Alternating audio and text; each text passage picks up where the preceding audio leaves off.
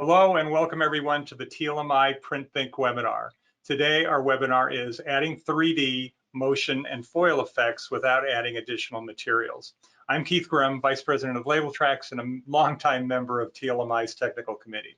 So before we get started, let's do a little housekeeping issues here. If you have any questions during the webinar, please direct them into the control panel. You'll see a little drop down that says questions, and please feel free to put those in. We will be addressing all of the questions at the end of the webinar. If it's something that's a little bit more technical and needs more detail, Doug will be more than happy in addressing some of those after the webinar. And then also finally, this webinar is being recorded and is going to be hosted on the TLMI website, so you'll be able to get a link and be able to take a look at it at a future time. So today, I gave you the title, Adding 3D Motion and Foil Effects Without Additional Materials. We're going to be talking about an innovative technology that Fathom has that provides another tool for your toolbox as a converter with the brands that you're working with. While other technologies exist for 3D and motion effects, what you'll be seeing today doesn't require any additional exotic materials beyond other than inks and substrates commonly used that you have in your shop already. So from satisfying your customers, making sure that you're achieving their goals, the Fathom effects have the benefit in pre-press, in the press room, on the shelf to help you increase sales for your business and offer brand protection. So at this point, I'd like to turn it over to Doug. Doug's been a longtime member with me on the TLMI committee, and I've known him for a lot of years. So Doug, you are now you're now the star, as we talked about. So I'll turn it over to you. Thank you, Keith. Thank you, Kyle. I just want to check everybody can hear me.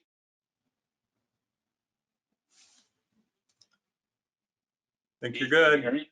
Okay, good. Thank you to the TLMI, and thank you all for tuning in today. I'd like to talk with you about some new technology we've developed from Fathom Optics, where we enable you to produce 3D and motion effects using the existing equipment and consumables that you already are using, the same films, the same inks, the same presses. So we're doing all of this with software. We're a software company. We don't sell any equipment or consumables. And we are working with a algorithmic-based solution to enable you to do these types of holographic foil effects that you see on this can here, which is actually just a pressure-sensitive label with black, white, and yellow inks in the normal materials people are already using. So what we want to talk about is how do we make these 3D and motion effects that are both good for the environment and for your business. So we're going to talk in two phases. We're going to talk about customer delight, and we're going to talk about customer assuredness. So customer delight, we want to talk about how to engage customers at the shelf, involve them in your product when they're making their purchase decision, and capture that sale at the first moment of truth. You can see in a sea of 40 to 60,000 SKUs that color is not enough to make your product stand out. So we have to move on to these types of 3D and motion effects. So in this case, I'm not trying to portray that we're going to turn your label into a video screen, but this is what you would see as you rotate the package or tilt the package or just even walk by it on the shelf. You'll see in this case, 3 different levels of graphics. You've got the wizard text and graphics on the surface of the label. This is a pressure sensitive label. In the background, you'll see the Northern Lights effect that appears to sit well behind the rest of the graphics.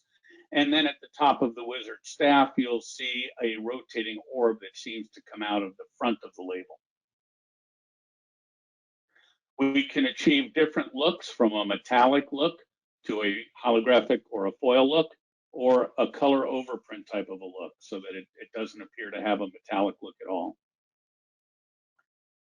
This is a pressure sensitive label that was done down in New Zealand for a craft brewery where they turned the background of their label into this foil effect, colored it purple, and gave a apparent texture to the can itself.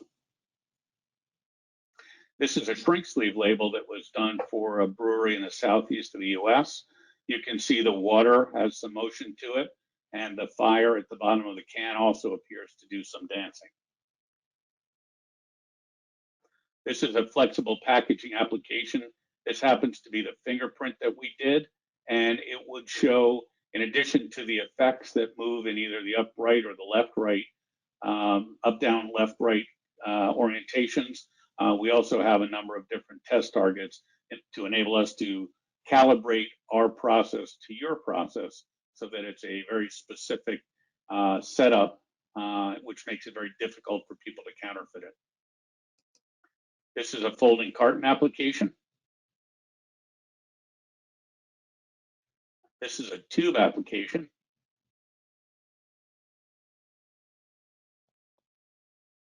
And this is something we did just last week where we printed directly onto glass with a digital press. Here's a point of purchase advertising signage display that we did for the show at the Javits Center for brands.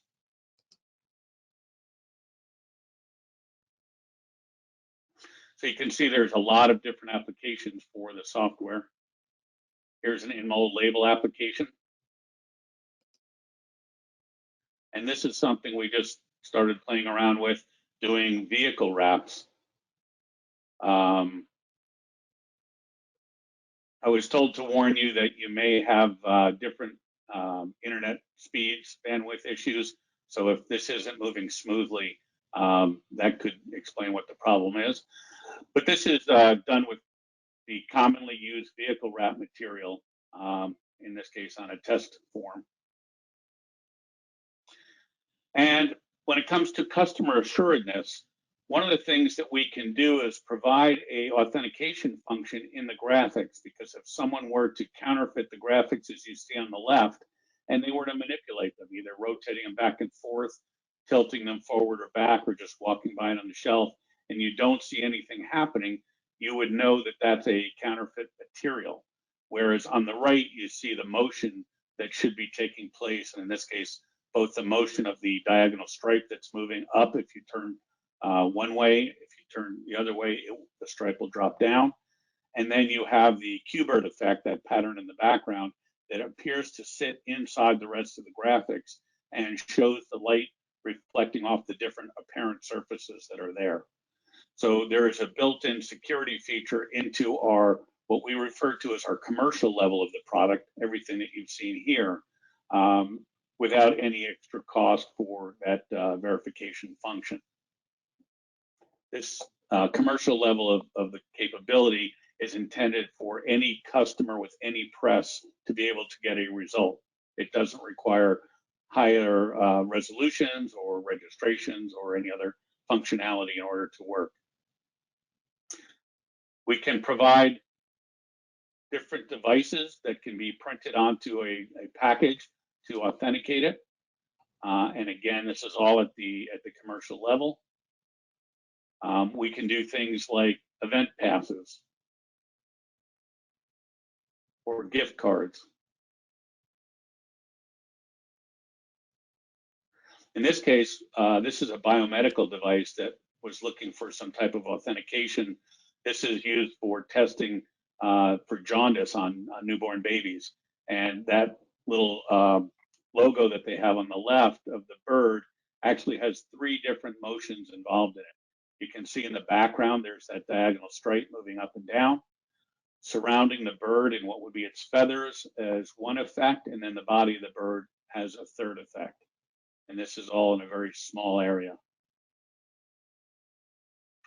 But when it comes to anti-counterfeiting, we have applications where we're doing things like credit cards or banknotes, government documents like driver's licenses or passports, or even product authentication for expensive products. So we can do much higher level tools if you have higher functionality in your press setup. So this isn't for everybody, it's for people who are doing those kinds of functions. Again, the other stuff that I was showing earlier is something that anybody can do. But if you were to do driver's licenses and you have the type of equipment needed for that, you can see here that in addition to the 3D holographic look of that woman's head, there's also the background that's appearing to move and being set behind the surface text, and then a authenticator down in the bottom right-hand corner. And as I mentioned, we're doing testing with some of the banknote printers to enable our functionality to be done on money in the future. So we can simplify production. Here's how we tell you how our effects are done. We're using a technology known as light field. People say, is this lenticular? Is this holograms? No, it's a third area of technology known as light fields, where you can take any point in space and see different things from different viewing angles. And this enables us to add these special effects of motion and depth. And one of the ways that we differentiate from some of those other technologies is we are not mutually exclusive to one or the other, or limited to the orientation of how a lens, for example, is extruded on a web and then has to be married to a label or a package. So we can do graphics that are oriented either as you rotate the product or as you tilt it, or we can have different effects in different areas and do both. And what happens is very much like moire. So we're all familiar with the typically undesirable effect of moire that you get when your color angles are incompatible, or if you have a Panalox engraving that's incompatible with your color angles, and you see these artifacts appear in the print. In our case, we've taken this undesirable artifact and found a way to calculate it to be a desirable effect. And just like this is the result of two different screens, we're doing that same thing in using two screens to create our effects. So we have what we call Fathom Effect 1 or FX1 and FX2, and these two screens have to be separated by a clear layer. We need a white backer wherever the effect is going to be, and you can print color around or over the effects depending on the look that you want to get, and a clear varnish won't hurt our effects at all, it'll actually enhance it. So when we put all these together, you can see that it allows the effect to shine through with or without a color overprint. There's two ways of doing this. The first way is if you're already using a clear material, we can print our effects on either side of that clear material. So we would print FX1 in black ink. This is using the normal inks that you're using already.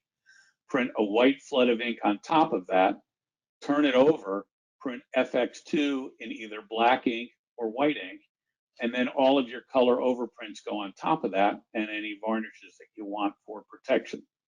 And this gives us our two screens separated by the clear layer, and no additional materials are needed at all. The other option that we have is if you're using opaque materials such as paper, paperboard, pressure sensitive laminates, we can print on top of that opaque material with FX1 in black, laminate a clear layer, print FX2 in either black or white, and then we can overprint our color and varnishes and get the same result that we would have with that two-sided application. So this gives us the ability to work with both clear and opaque materials. In our commercial level, registration is not critical. You can see here it's set up when registration is far off. The two screens are hanging off on either side, but wherever they overlap, we get a result that's fully functional. So if you have the normal registration that you need for 4-color process, this is certainly suitable for what we would need to create our effects.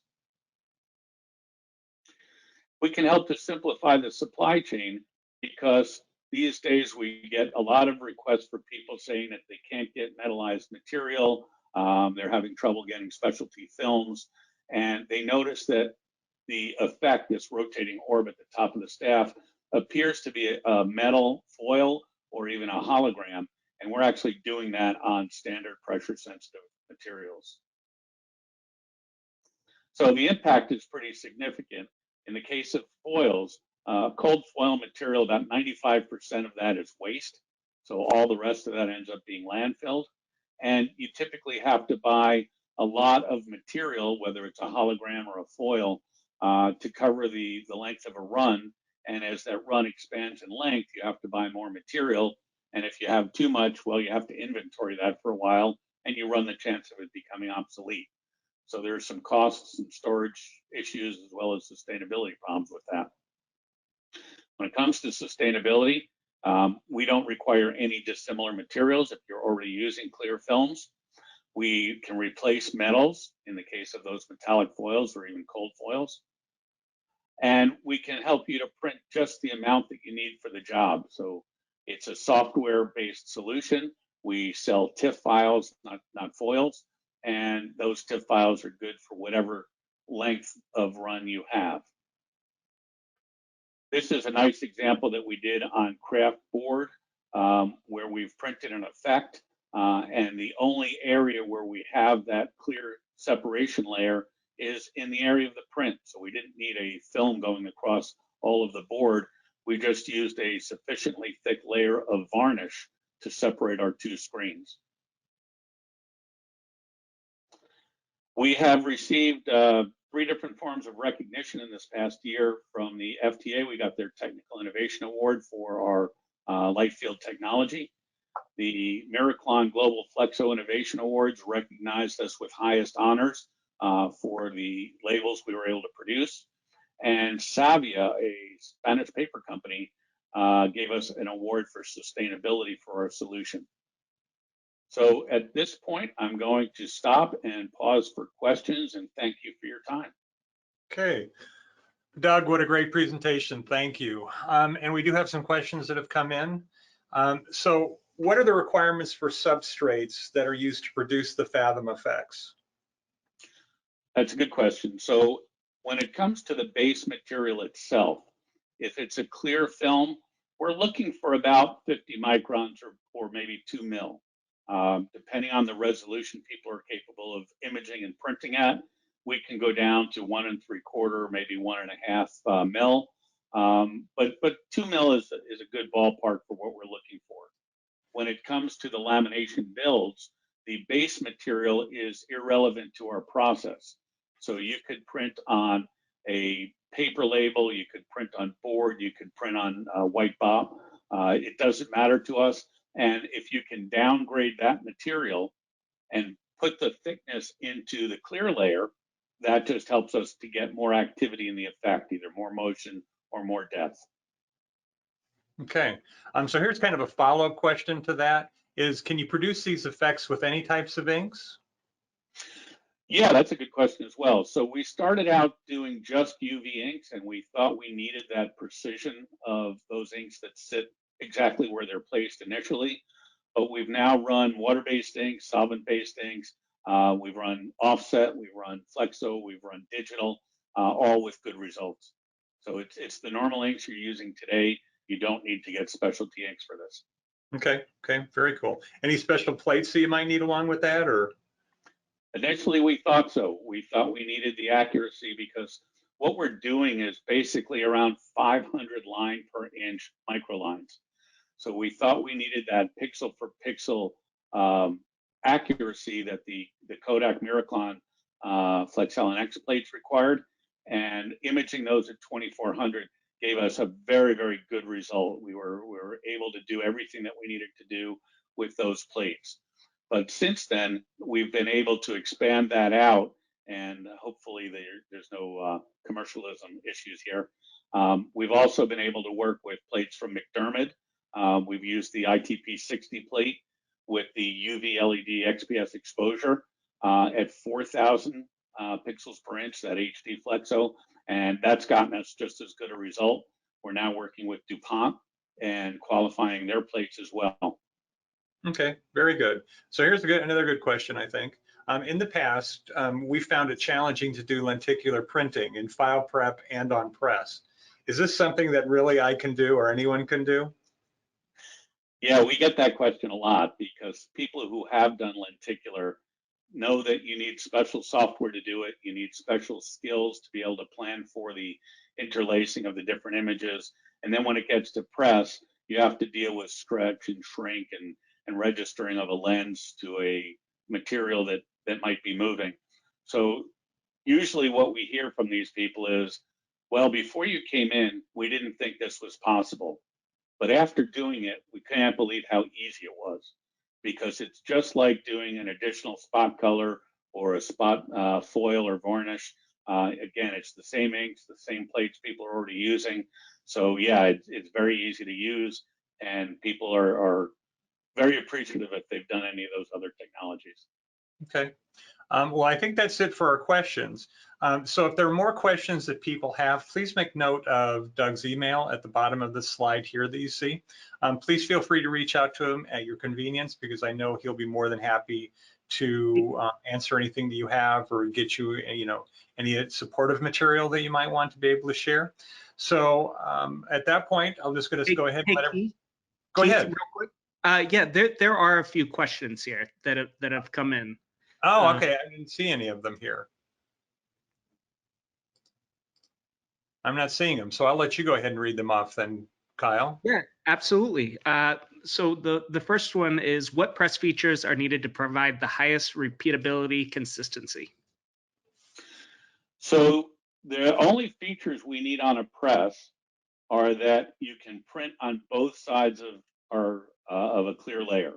So if your press includes turn bars and you're printing on clear film, that's sufficient for what we need.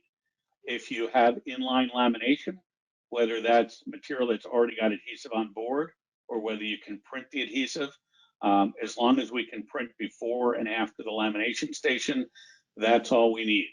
Again, from a registration standpoint, we just need what you'd probably be looking for 4-color process anyway.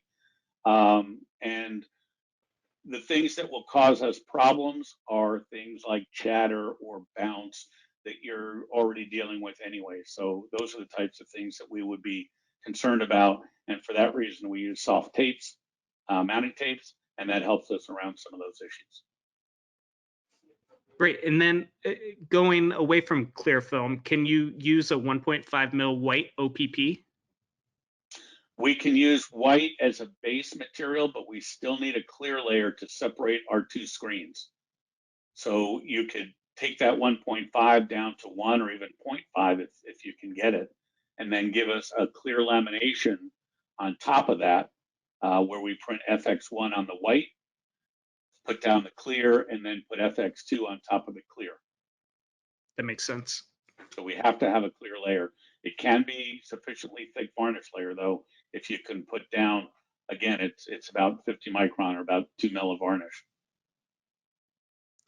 And then do you need an extra station on press to apply that? It depends on the setup. Typically we will need at least one extra station, sometimes two, one for each of our screens. But if you're printing a black over black configuration, then you can combine the FX2 black into your process black, and therefore you'll only need one extra station for the FX1 layer.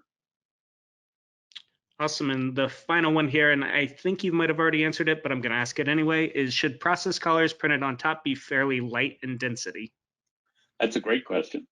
So yes, the problem that we have with overprinting color is if you use too much ink, or if that ink's too opaque, then it will obscure the effects.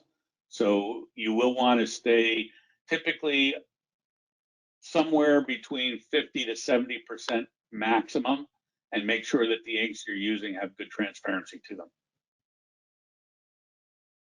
Okay, so Kyle, anything else there? No, I think that's it. Sorry for No, I'm jumping glad, in. because that's the first time I've ever had a webinar where I haven't been able to see the questions. So thank you for jumping in. So at this point, then I'll reiterate that if you have any questions that you failed to ask here, please don't hesitate to reach out to Doug, and he'll be more than happy to take care of you on that. Also, as a reminder that this webinar was recorded and is being hosted on the TLMI website. So you'll be able to get a link and take a look at it again and share it with anybody in your organization. So at this time, I'd like to thank Doug and Fathom, and also Kyle and the TLMI team and everyone in attendance today. Have a great day and take care. Thanks, everyone.